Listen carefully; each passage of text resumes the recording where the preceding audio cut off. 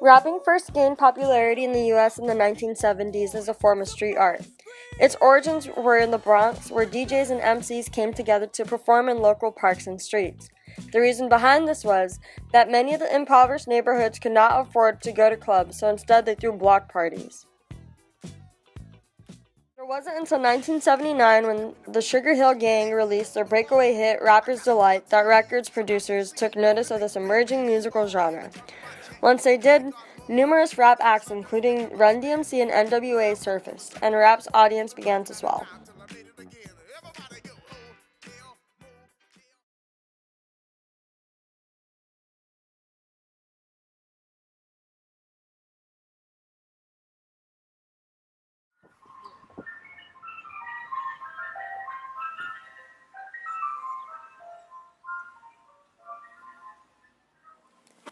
This is a glimpse into the story of a young individual from East LA.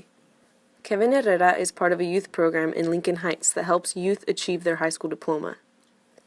He has endured numerous hardships, including being pushed out of his former high school. Kevin is currently following his passion for poetry and music production as he raps with his friends in their thrash rap group, Those Meddling Kids. Where I grew up, I grew up like around Echo Park, Westlake, MacArthur Park area. And growing up, it was I always had like this tendency to be really shy and scared, and it was because of my parents. My parents got divorced when I was around 10, and some other things happened when I was younger, like before that even happened, and it gave me like I was very angry for a long time. I'd say I'm still kind of angry, but not about that anymore. It's just it's really different now. Like my mother and I hardly talk. My father kicked me out last October out of his house. So it's just it's basically ever since those like incidents happened, I became very antisocial. I'm very to myself. But I have a family now that happens to make music with me, which makes me happy now.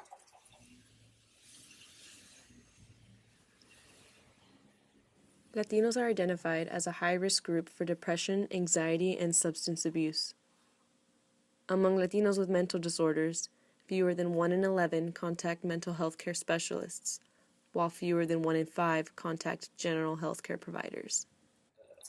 I'm seeing a psychiatrist, and due to that, I have a chemical imbalance that makes me really depressed.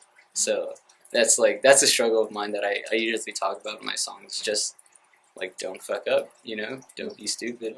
I think with Hispanic people, like our parents just think like, oh no, you're crazy. That doesn't exist. Mental disease doesn't exist. That's just all in your head, and it's just. I think it's a very real thing.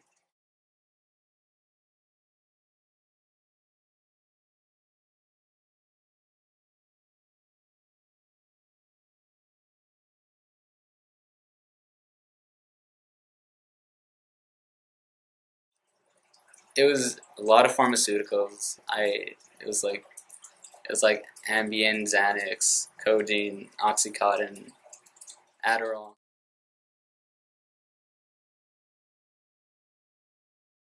Since I wrote a song with my friend called Progress on the album that we just released, and it was a fusion of me and him writing, and it was basically just us trying to get better because at the time when we were doing this album before, we were really emotionally unstable. We were doing drugs. We are just basically fucking up. Music came to me when I needed it. It like fell at my feet because I think if they didn't call me to make that song, I honestly think I would have been 6 feet underground right now.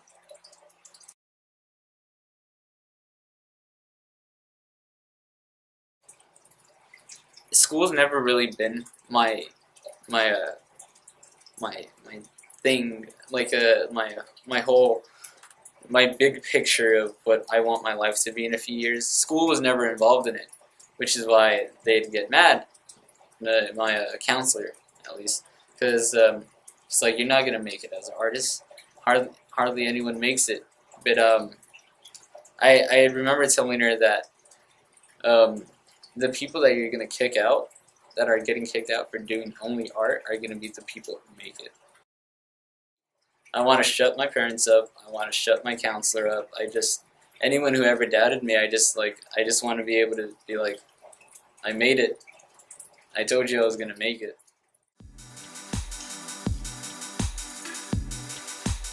We're always those kids that people doubted. We're always those kids that were just like, they're not gonna make it. You know, they were kind of just like this group of friends that like to fuck around, and then those melon kids became savage boys, where it's just a bunch of kids who were kind of just, they felt alienated. The group that I'm with is, they're not, I don't want to call them my group, they're my family, and we happen to make music. I'm not just gonna make music to put out there.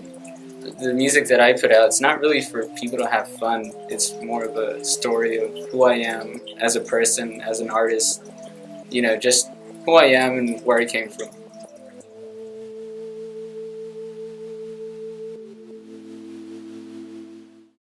Whether it was creative expression during the 70s through DJing, MCing, breakdancing, or graffiti art, or through more recent rap as in Kevin's story, music serves as a way to self-reflect, as a way to tell a story, and to cope through the struggle.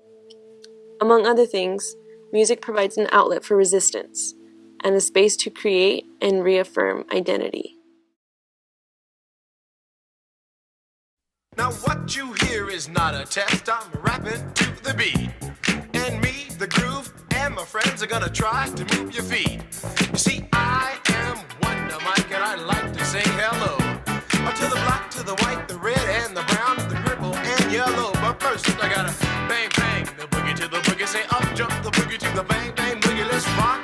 You don't stop, rock the rhythm that'll make your body rock. Well, so far you've heard my voice, but I brought two friends along.